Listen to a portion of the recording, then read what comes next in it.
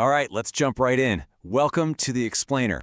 Look, we are moving way beyond that initial hype phase of artificial intelligence. We aren't just talking about cool party tricks or, generating fun images anymore.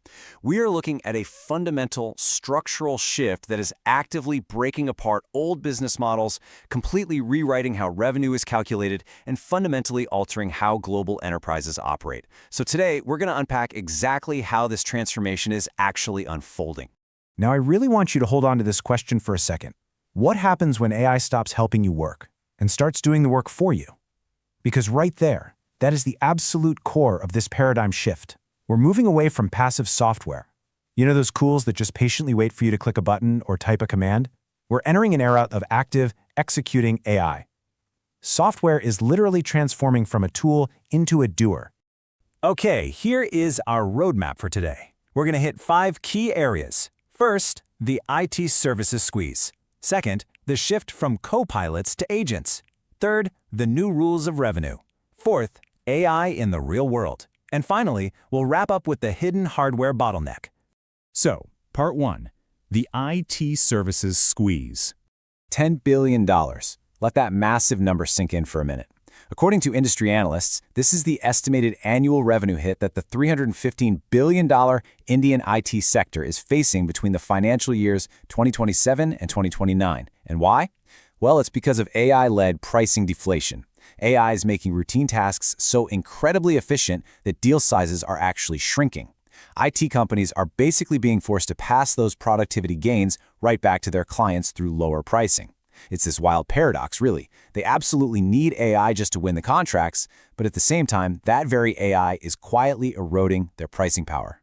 The old way of doing things is literally collapsing right in front of us. For decades, traditional IT was built on a labor pyramid. You take advantage of a cheaper global workforce, labor arbitrage, right? And more engineers just meant larger contracts, especially for commoditized maintenance stuff. But in an AI-first world, that labor-heavy bottom layer is being automated away. And even more critically, frontier AI labs, places like OpenAI and Anthropic, they aren't just selling models anymore. They're actually embedding themselves directly into enterprise workflows. They're acting as forward-deployed engineers. So traditional IT firms are getting squeezed from the bottom by automation and from the top by AI labs moving closer to the actual execution. The new moat for IT isn't going to be supplying cheap labor. It's going to be securely orchestrating these incredibly complex AI systems. All right, moving to Part 2. From co-pilots to agents.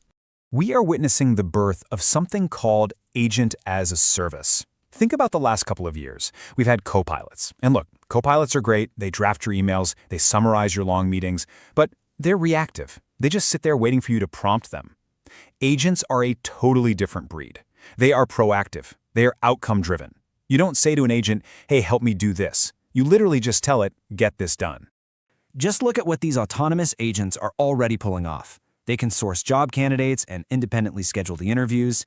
They can trigger complex workflows across completely different software apps without a single human intervention, making real-time decisions within boundaries that you set up beforehand. It's even leading to this wild concept of headless SaaS, basically software that runs entirely in the background with an invisible user interface, because the agent is the one navigating the dashboard, not you. Now, this doesn't mean traditional software is just going to up and vanish.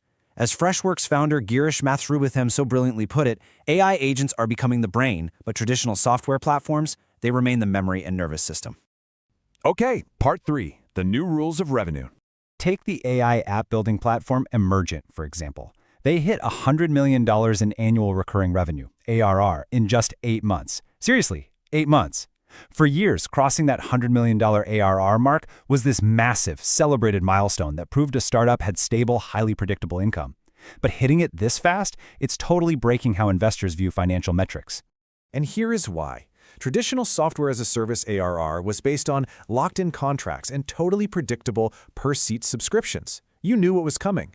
But AI companies are mostly consumption-based. They charge based on how much compute power, or tokens, you actually consume to run a query. A lot of AI startups calculate their ARR by simply taking one really great month of usage and multiplying it by 12. So in the AI era, crossing $100 million ARR is really just measuring your current velocity and momentum. It absolutely does not guarantee long-term predictability. Spending can totally spike for a project and then just drop off when it's done, which leads to these highly uneven, unpredictable cycles. Moving right along to Part 4, AI in the real world. Let's bring this down to the workplace, specifically performance appraisals. Before AI, an appraisal was essentially just a test of your manager's memory, right?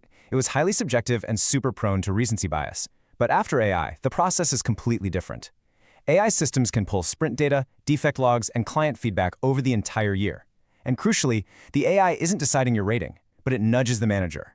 Like, if a manager gives a low rating based on one recent bad week, the AI will actually push back with structured data showing the employee's stellar performance over the other 51 weeks.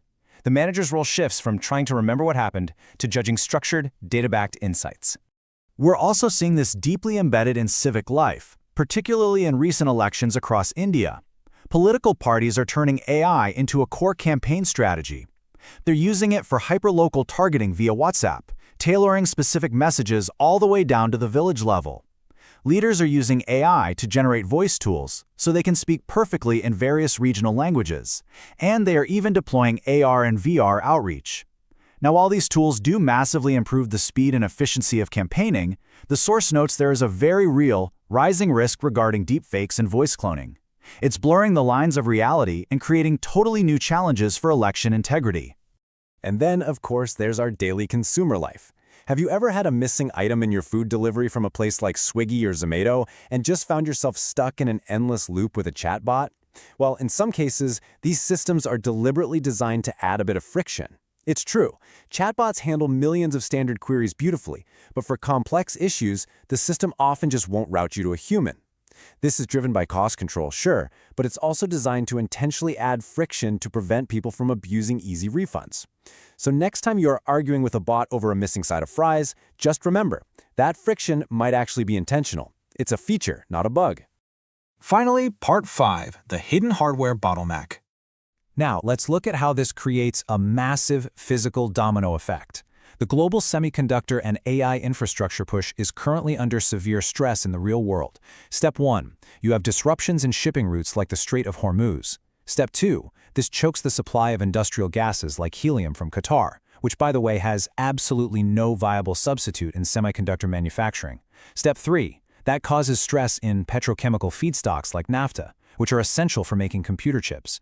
And step 4, layer on top of all that, the massive surging energy demands required just to cool and power the data centers that run these AI models. This physical bottleneck genuinely threatens to compress margins, delay expansion, and drive up the cost of compute power worldwide. So the absolutely crucial takeaway is this. We are moving into an era where models become muscle, where software acts proactively on our behalf, and where the real value is no longer in building the application, but in orchestrating the agents. Which leaves us with this final, really provocative thought. If the future of software isn't something you simply use, but rather an autonomous agent that works for you, who ultimately owns the execution? Is it the IT firm, the AI lab, or you? It's a fascinating question, and for sure it's one that will define the next decade of business. Thank you so much for joining me on this explainer. I hope this helped you map out the massive shifts happening right under our feet.